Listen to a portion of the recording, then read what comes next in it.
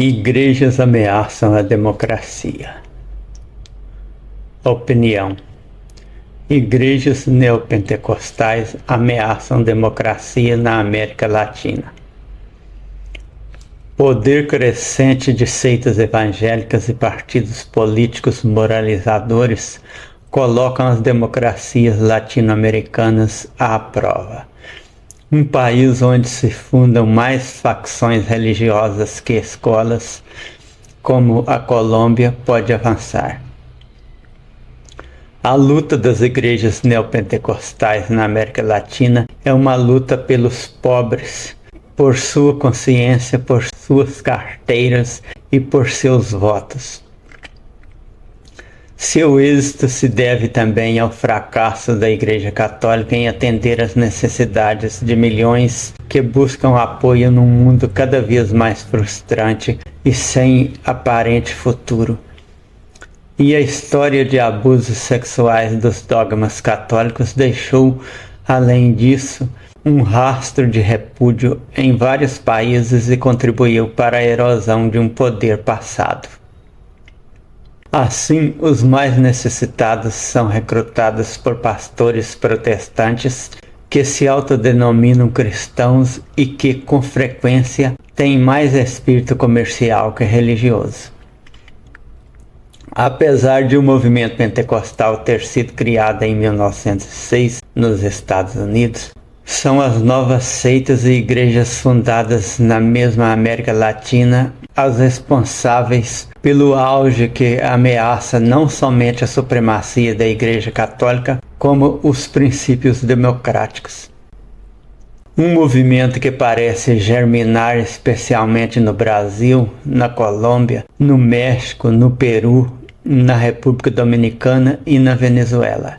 No Brasil haveria 42,3 milhões de fiéis, equivalentes a 22,2% da população. Segundo o Instituto Brasileiro de Geografia e Estatística, IBGE, a cada ano abrem no país 14 mil novas igrejas neopentecostais. Edir Macedo, fundador da Igreja Universal do Reino de Deus, considerado pela revista Forbes o pastor mais rico do Brasil, é proprietário da Record, a segunda rede de televisão mais importante do país. Seu tema favorito, a moral. O caso da Costa Rica é exemplar. Bastou que o pastor e cantor Fabrício Alvarado, candidato à presidência, rechaçasse vociferante o chamado da Corte Interamericana de Direitos Humanos para respeitar os direitos da comunidade LGBTI para que ganhasse o primeiro turno da eleição. Na Venezuela, por seu lado, milhões não viram outra saída senão refugiar-se em igrejas com nomes como Pare de Sofrer. Já a Guatemala é governada por um humorista e pastor evangélico, Jimmy Morales, que é contra o aborto, recusa o casamento homoafetivo e tem mais receitas contra as minorias do que soluções para a corrupção galopante. Por todo o continente há também casos de superação de pastores que saíram da pobreza abrindo uma igreja em garagens e que rapidamente se transformaram num exemplo de êxito, com estrambóticos templos e um poder econômico e político inusitado.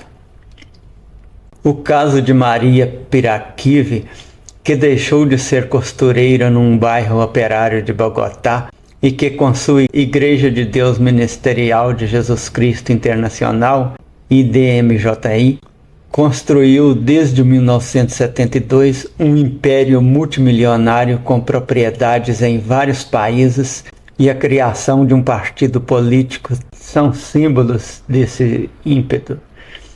Hoje a Igreja de Piraquive tem cerca de 1.000 sedes em mais de 50 países e até representações em 7 estados federados da Alemanha.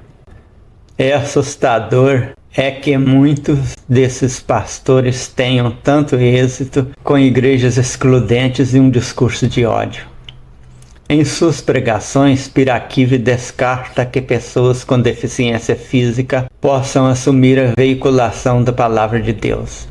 Uma postura discriminatória em todos os países latino-americanos que pelas suas constituições se definem como pluralistas e laicos, fundados sob o respeito e a dignidade humana e garantidores da liberdade de expressão e culto.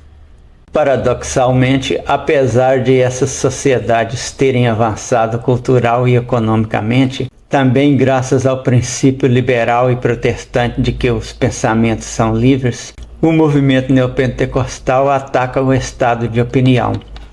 O radicalismo de suas ideias contra as conquistas dessas sociedades abertas, como a abolição da pena de morte, a autodeterminação da mulher e o respeito aos direitos das minorias, é difamado como uma suposta ideologia de gênero que pretende destruir a família e a moral.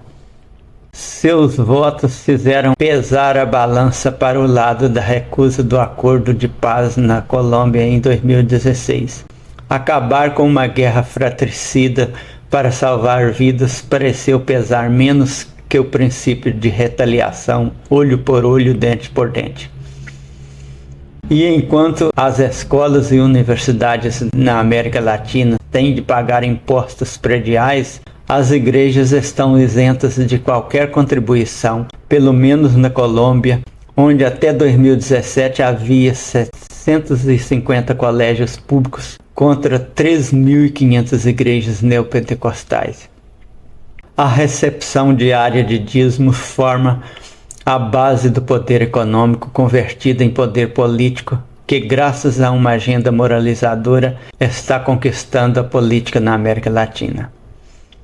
O teólogo alemão, pastor luterano Thomas Gandol, adverte que muitos pregadores neopentecostais atentam contra o espírito do mesmo protestantismo que defendem que não pode ser expressado com fanatismo, porque o espírito do protesto não pode ser outro senão o da liberdade, o resto é retrocesso. José Ospina Valência, jornalista da redação da Deutsche Welle em espanhol. Fonte Deutsche Welle.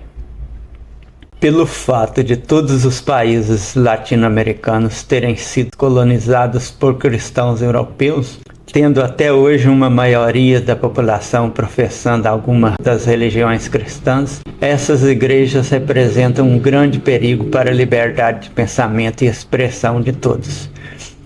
O avanço delas nos parlamentos representa um risco de criarem ditaduras religiosas que tendem a oprimir tanto quem não tiver nenhuma crença, quanto quem tiver uma crença divergente da crença da igreja dominante. A não ser que a juventude atual perceba o risco e deixe de apoiar essas empresas da fé, corremos o risco de retornar aos horrores da Idade Média.